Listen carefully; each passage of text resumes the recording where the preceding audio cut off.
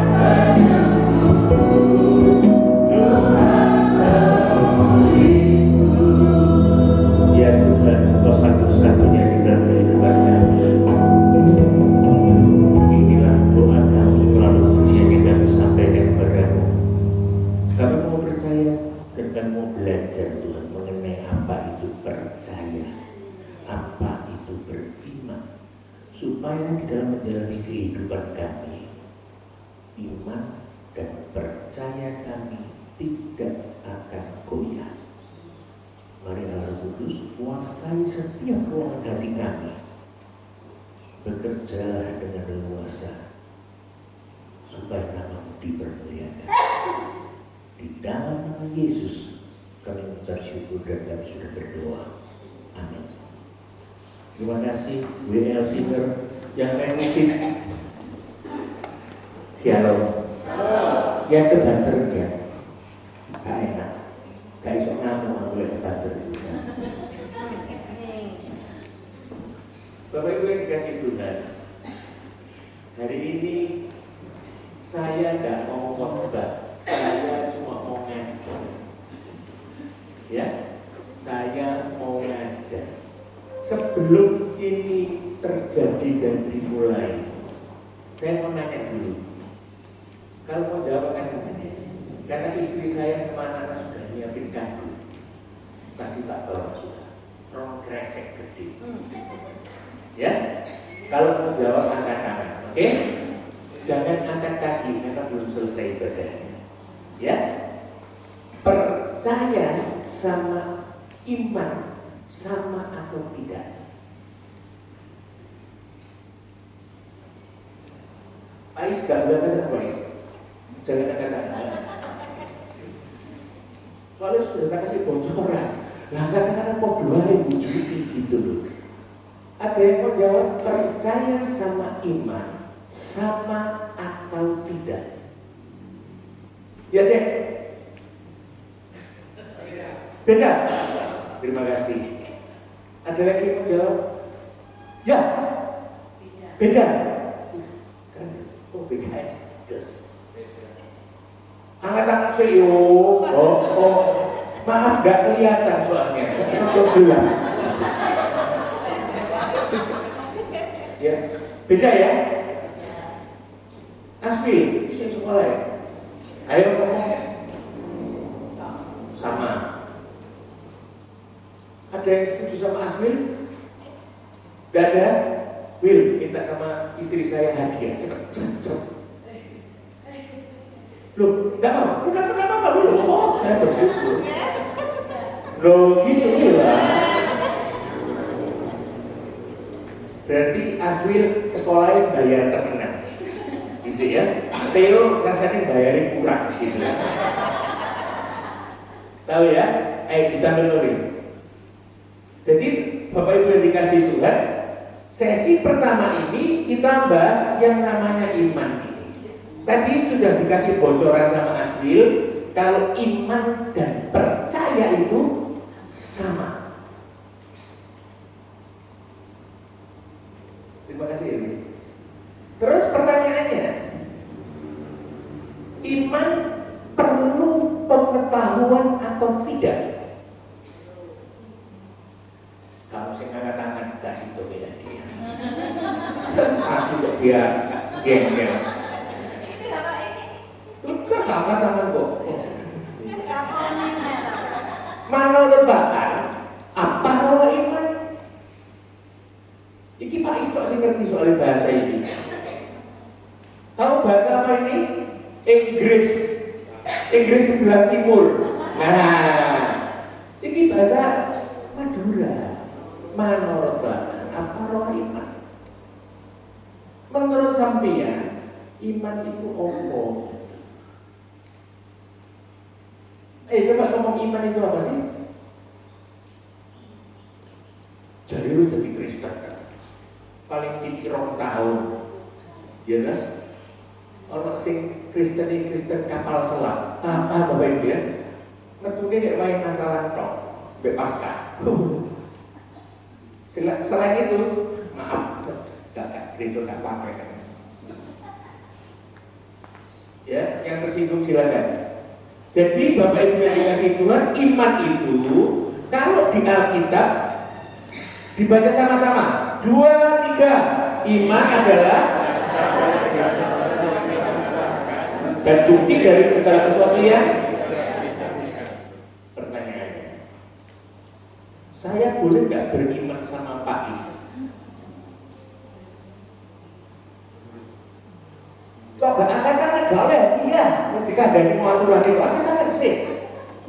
Iya, oh tak bisa.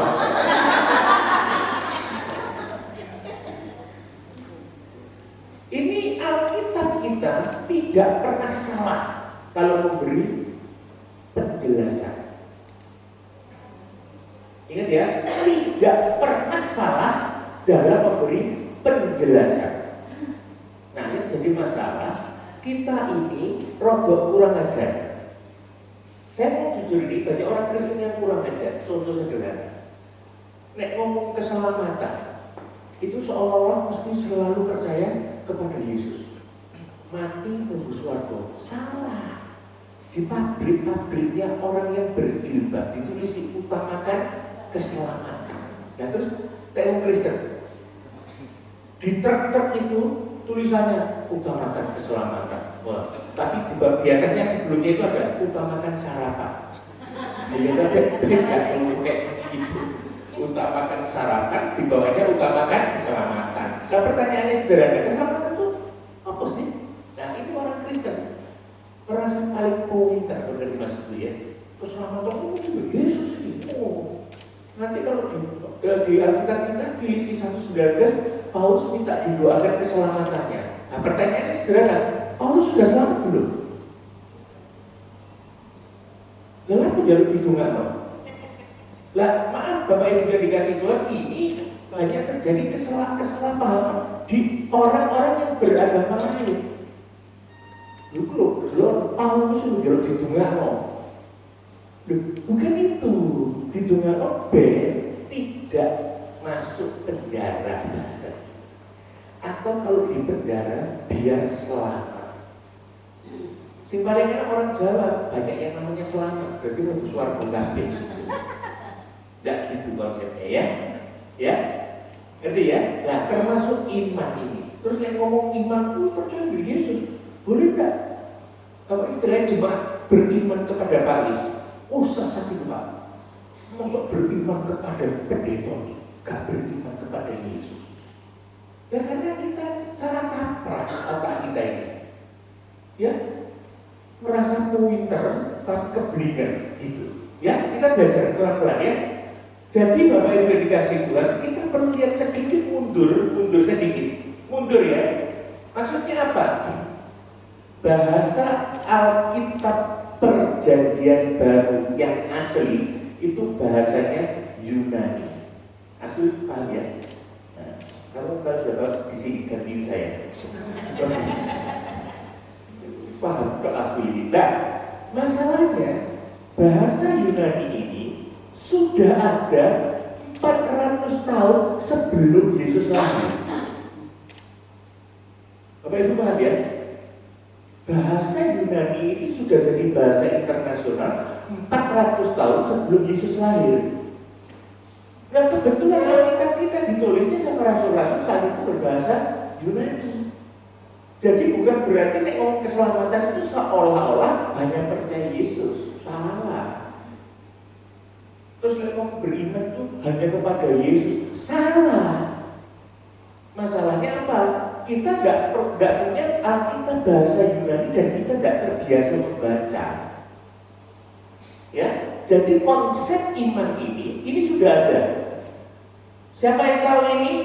Angkat tangan, tak kasih hadiah, serius.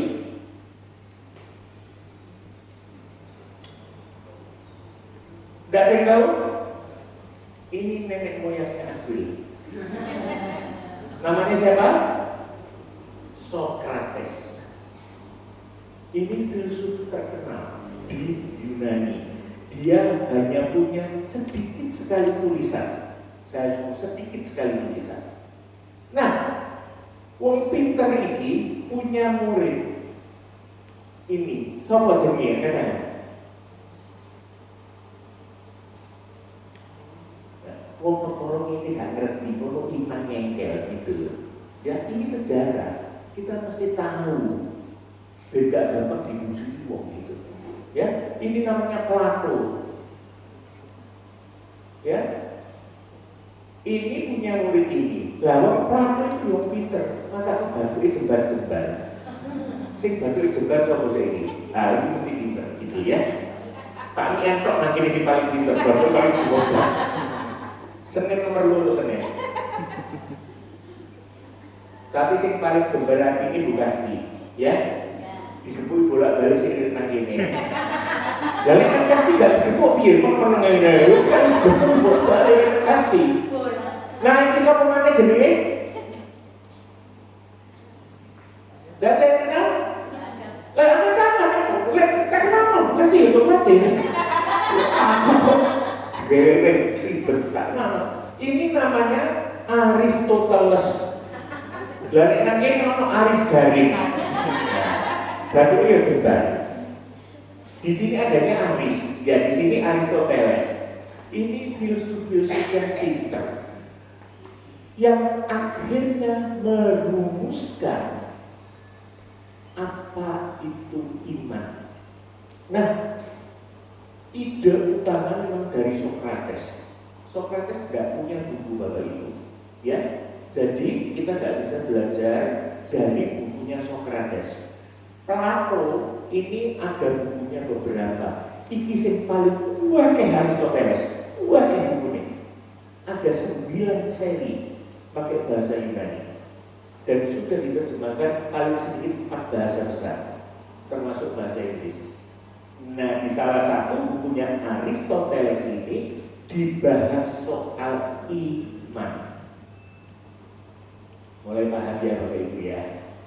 Jadi jangan asal ngomong supaya gak malu-maluin pendeta.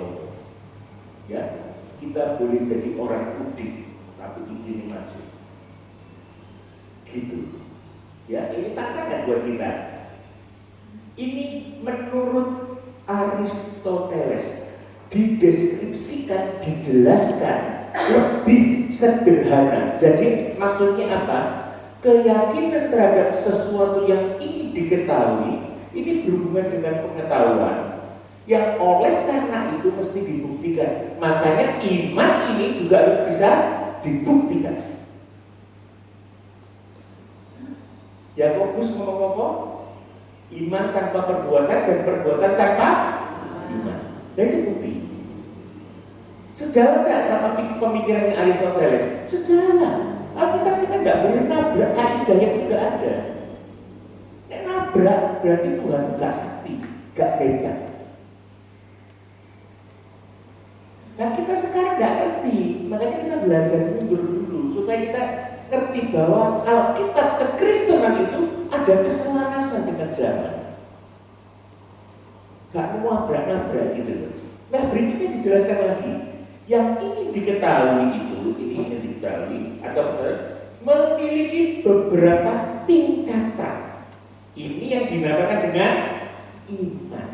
Nah, iman beda sama imin. Ya, saya akan masuk imin ya. Ada lagi. Imin imannya kurang, kakek G, gitu. Ya kan? Masuk dulu lagi. Kakek G, amin dan tinggi. Ya, jadi gak beriman, beriming gitu kayak ayat. Ini biar didengar Mas ini ya, dengerin aja. Ditunggu jemaat BKS. Nah, ini definisi iman dari yang namanya pakar filsafat Aristoteles. Ya, ini keren sekali Bapak Ibu, supaya kita tahu apa tingkatan dari iman itu. Ini tingkatannya. Bahasa Yunaninya ini beda-beda. Eikaso, pistis, dianoia, noise. Tapi ini semua berhubungan dengan iman. Hati-hati. Ini semua berhubungan dengan iman. Lah yang Alkitab tulis cuma ini 3. 3 ini nanti kita lihat terjemahnya beda-beda. Termasuk pistis ini yang digembar-gemborkan orang-orang pintar. Kita mesti punya pistis. Apa nih? Gitu loh. Ini tingkatan iman. Jadi iman yang ditulis di Alkitab terjemahanmu ini tidak selalu diartikan dari mistis, tidak selalu diartikan dengan dianonia, tidak selalu diartikan dengan noise. Tapi ekasu ini tidak pernah ada diartikan kita, baik perjanjian lama yang bahasa Yunani maupun perjanjian baru. Itu kerennya Alkitab kita. Jadi kita semakin yakin di Alkitab yang mengilhami mesti Roh Kudus, mesti Allah sendiri. Karena tidak bertentangan. Seandainya Alkitab kita ada pakai ekaso, saya harus katakan gak usah dipercaya Alkitab. Kok berani Pak ngomong gitu? Waduh, sinar bisa. Nah nanti kita belajar sama-sama. Kenapa Alkitab kita tidak ada tulisannya ekaso? Enak ya? Jadi kita satu-satu, pelan-pelan. Ini tingkatan iman yang paling rendah, ekaso. Maksudnya ekaso ini apa? Pengetahuan via kabar angin, bukan via yang duduk di sini, ya. Baru akan mengetahui. Contohnya apa? Ini contohnya. Maksud tersinggung ya. Contohnya gini. Aku bekas diselingkuh.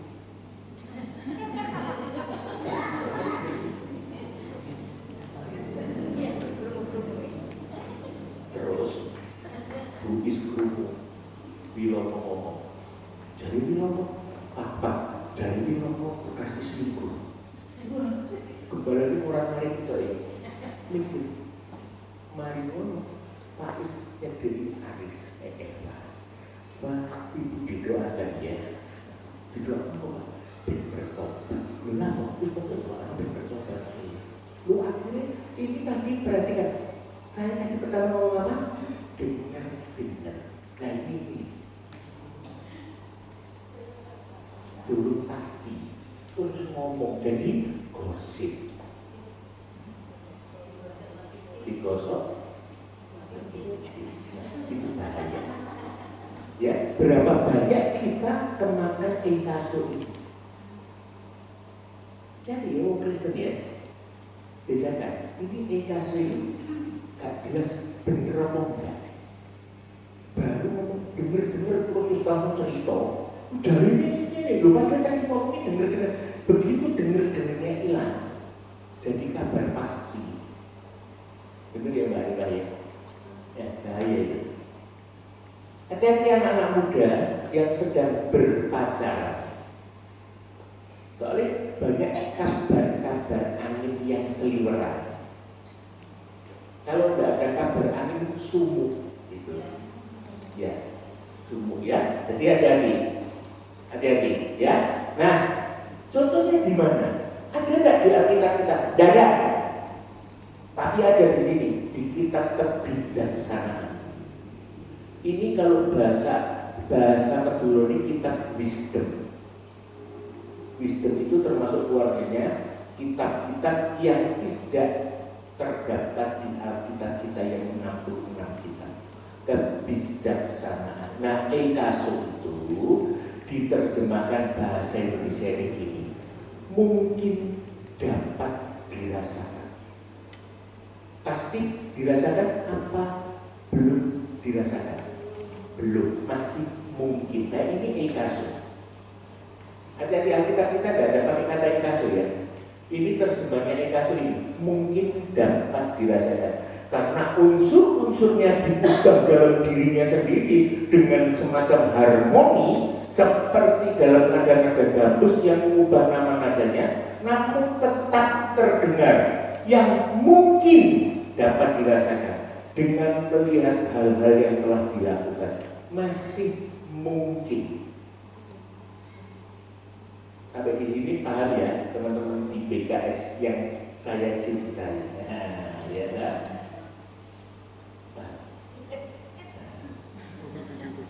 Ini minggu jadi Senin tidak tak tanya dulu. Kalau besok Senin tak tanya pas Senin tadi. Ya. Apalagi tingkatan iman berikutnya yang tingkat sedang-sedang saja. Namanya pistis. Nah ini yang banyak digunakan di dalam Alkitab Perjanjian Baru secara khusus. Artinya apa? Pengetahuan melalui kesan indrawi, akan mengetahui. Makanya di dalam iman Kristen ada yang namanya pengharapan. Ya, iman ada pengharapan dan ada kasih. 1 Korintus 13. Nah, enak loh. Ini Bapak Ibu yang dikasih Tuhan, panjenengan wabih cuma duwe iki tok mlebu swarga. Baik ya Tuhan itu ya. Ini serius, cuma butuh ini tok kita sudah bisa berangkat ke surga. Tapi syaratnya cuma satu, mati sih. Belum mati belum bisa ya. Syarat kedua mesti percaya Yesus. Nek gak percaya Yesus ya gak bisa. Nah ini masalah. Di mana di Alkitab kita ada? Ada 243 kali digunakan kata pistos dan keturunannya. Jadi ini loh pistis, pistos, pisteo dan keturunannya digunakan ada 243 kali. Kita nggak akan buka satu-satu, karena kalau dibuka satu-satu selesainya besok pagi. Ya, kita ambil beberapa contoh saja. Tapi supaya Bapak Ibu jangan ngengkel nanti ya. Kita buka di Matius, sing duwe Alkitab, oh enggak usah, tak tulisin saya itu partner, tiba-tiba kita tak buka Alkitab gitu. Kita baca sama-sama. 2, 3. Setelah Yesus mendengar hal itu, heranlah ia dan berkata kepada mereka yang mengikutinya, Aku berkata kepadamu, sesungguhnya iman sebesar ini tidak pernah aku jumpai pada seorang pun di antara orang Israel. Pistis tadi diterjemahkan iman. Ya, kita lihat lagi Roma 1 ayat 5. Dengan perantaraannya kami menerima kasih karunia dan jabatan rasul untuk menuntut semua bangsa supaya mereka dan ini dari kata pistis juga. Berarti bahasa Indonesia salah Pak menerjemahkan, buat terjemahnya. Oh tidak, ini mengikuti pola pikir kita yang salah. Kenapa? Karena kita beranggapan yang namanya iman itu beda dengan percaya. Salah enggak? Enggak. Ini mengikuti kita terus akhirnya jadi salah. Karena beranggapan bahwa iman dan percaya itu berbeda. Nah di Alkitab kita ini tadi loh, jangan nyekel gitu loh. Ini dari kata pistis juga, tapi diterjemahkan percaya. Lalu terus piye? Ini masalah buat saya. Karena kalau nanti diterjemahkan percaya semua, kita juga jadi masalah. Kita lihat lagi di Yakobus 2:14, iman dan iman. Oke, iman dan iman ini katanya sama. Apalagi Markus 4:40, loh percaya. Ini loh percaya Tuhan. Ini dari kata yang sama pistis. Ngerti ya? Ini penting. Jadi kalau engkau baca di Alkitab dan saya baca ada tulisannya percaya dan iman, mungkin ini sama kata dasarnya bahasa asli. Saya katakan mungkin sama karena percaya itu bisa diterjemahkan dari kata lain selain kata pistis. Begitu loh. Apalagi 1 Petrus, iki Pak Petrus ngomong ini iman. Apalagi Lukas percaya. Terus gimana? Percaya ini sama dengan iman tidak sebetulnya? Akhirnya pertanyaan itu terjawab. Sama. Kita yang menerjemahkannya dengan berbeda. Coba diganti iman. Lalu katanya kepada mereka, di manakah imanmu? Bisa? Bisa nggak? Bisa. Terus mereka pun menjadi takut dan heran. Bisa diganti iman? Bisa. Nah ini Bapak Ibu yang dikasih Tuhan, kita jangan suka ngengkel kalau kita ngomong Alkitab yang terjemahan. Nah, yang jadi masalah, saudara yang dikasih Tuhan, ketika kita melihat Alkitab yang bahasa asli pun, ini ada dua kubu barat dan kubu timur. Jadi Bapak Ibu yojo ngengkel gitu. Ya, kubu barat dan kubu timur ini beda budaya.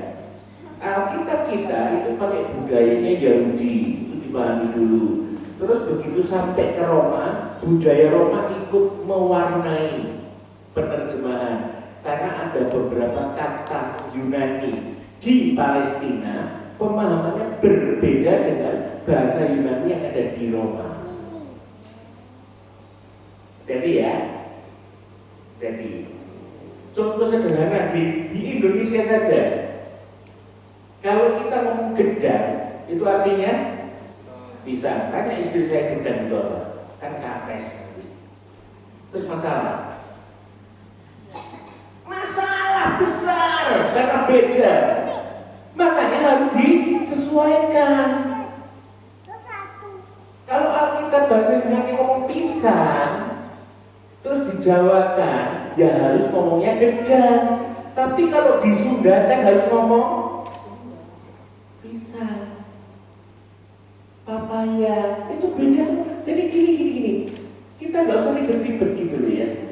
Kita kadang-kadang bertengkar, ribet soal Alkitab terjemahan. Saya harus ngomong nggak penting. Dulu tanya pendetamu di sana dulu. Ikus cukup keilmuan ini, walaupun terus ditambah. Cukup keilmuan ini, walaupun harus ditambah terus, karena nggak mungkin update. Tanyakan dulu, jangan terus diputusi terus eker pekoran kita terjemahan, malah gak penting gitu. Ya, ini dilihat lagi. Kisah para Rasul diterjemahkan apa? Kepercayaan. Ini iman sebetulnya. Nah, iman itu percaya podo gitu. Nah, 2 Korintus iki sing robot nyeleneh. Kata yang sama diterjemahkan berbeda. Namun karena kami memiliki roh percaya yang sama, seperti ada tertulis, aku beriman, sebab itu aku berbicara. Kami juga beriman, dan sebab itu kami juga berbicara. Aneh terjemahannya kalau gitu. Tapi kata dasarnya sama. Ayo kita sinau yang berikutnya. Ini yang tingkat tinggi, tapi bukan tertinggi. Dia noia. Seandainya iman ke surga ini yang dipersyaratkan, saya harus ngomong sing mlebu swarga paling wong 12 tok, wong 13. 12 rasul ditambah 1 rasul tambahan